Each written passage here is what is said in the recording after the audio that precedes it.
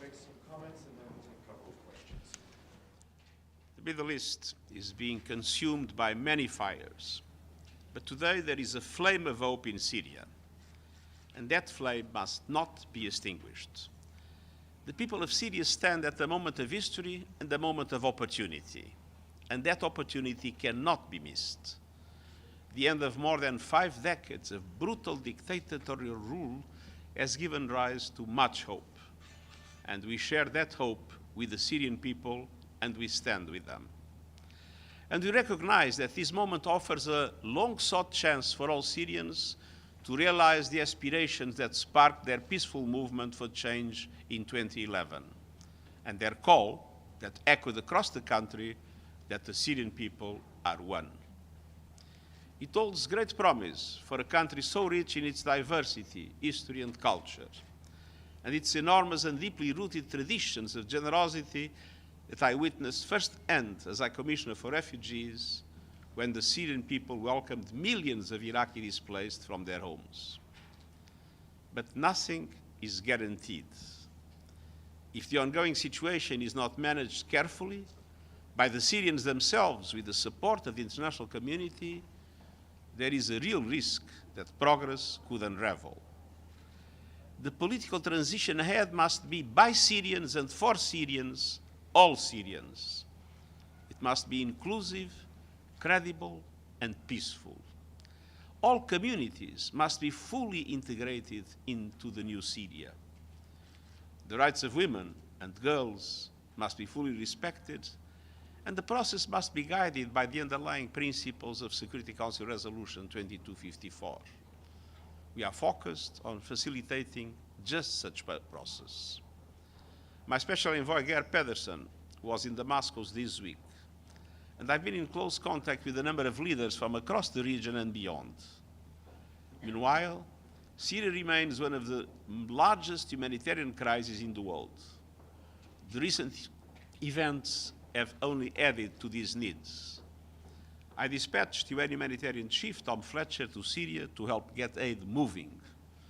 The UN and our partners are mobilizing to assess the people's needs and adapt the response to the new and still rapidly shifting conditions. Now, adequate funding for humanitarian and recovery response is critical, and that funding is not yet available. And I make a strong appeal to the international community to show the generosity the Syrian people deserves in this moment and to massively support the humanitarian response in Syria. So too is determining the fate of missing persons. We pledge our support to those who continue to live with the agony of uncertainty. The General Assembly created the independent institution on missing persons in Syria. I'm announcing today the appointment of Carla Quintana of Mexico as head of this institution. She and her team must be allowed to fully carry out their mandate.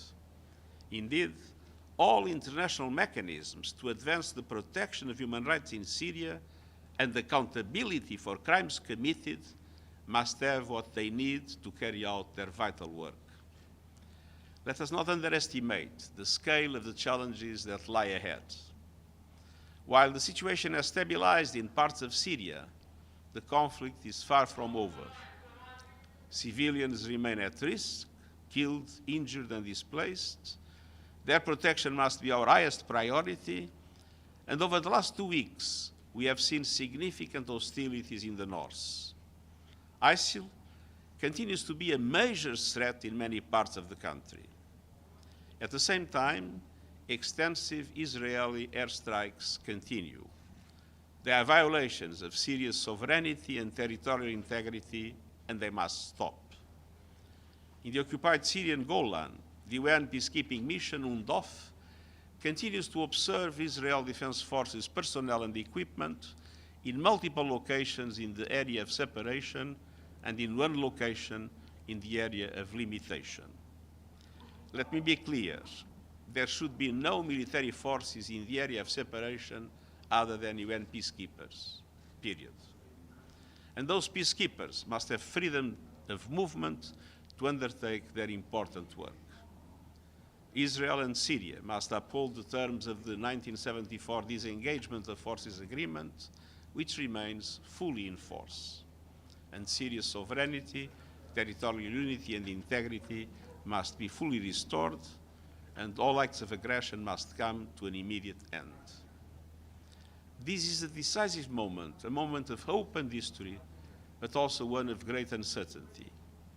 Some will try to exploit the situation for their own narrow ends, but it is the obligation of the international community to stand with the people of Syria who have suffered so much. Syria's future must be shaped by its people, for its people, with the support of all of us. Thank you. Thank you. Edie? Thank you very much, Mr. Secretary General, and I'm sure we all wish you and your family a very happy holiday. Geir Peterson, when he was in Damascus, was urging everyone he talked to attend a major Syria dialogue on the way forward. I'm sure you support this. When is it going to happen, and how is it going to happen? We are obviously in the very beginning of the transition process. What we have been telling both the authorities and different other the caretaker authorities and the different other Syrian entities is that it's absolutely essential to have a process of dialogue that is inclusive, that all communities of Syria feel part of it, and that will naturally lead through a process linked to the Security Council resolution to a future constitution and to elections in the long term.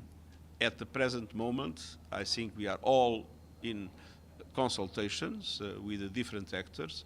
It's difficult to define a moment where an inclusive dialogue will start, but I believe it will be essential to do it as quickly as possible. Thank you, Mr. Secretary General. To ease the humanitarian crisis in Syria and help Syrians in this transitional period, do you support that the sanction on Syria to be lifted? First of all, there are many things that need to be done in relation to the humanitarian response that have nothing to do with the sanctions. On the other hand, we should not forget that the sanctions were applied to the Assad regime. The situation has changed. Obviously, we are in a process of transition, and in a process of transition, I think there is work to be done by both sides. But I do believe that in the dramatic situation that we have in Syria, there should be at least a first gesture showing solidarity with the Syrian people until conditions are met for all sanctions to be removed. Thank you. Javier? Secretary General, what do you think of the role that Turkey is playing in the north of Syria? Turkey, the role of Turkey in the north of Syria at this moment? I believe Turkey, that has been a very clear supporter of the Syrian people and the Syrian resistance in Idlib, has a very important role to play in convincing the key Syrian actors at the present moment of the need to have an inclusive process of dialogue. So that is a first mission.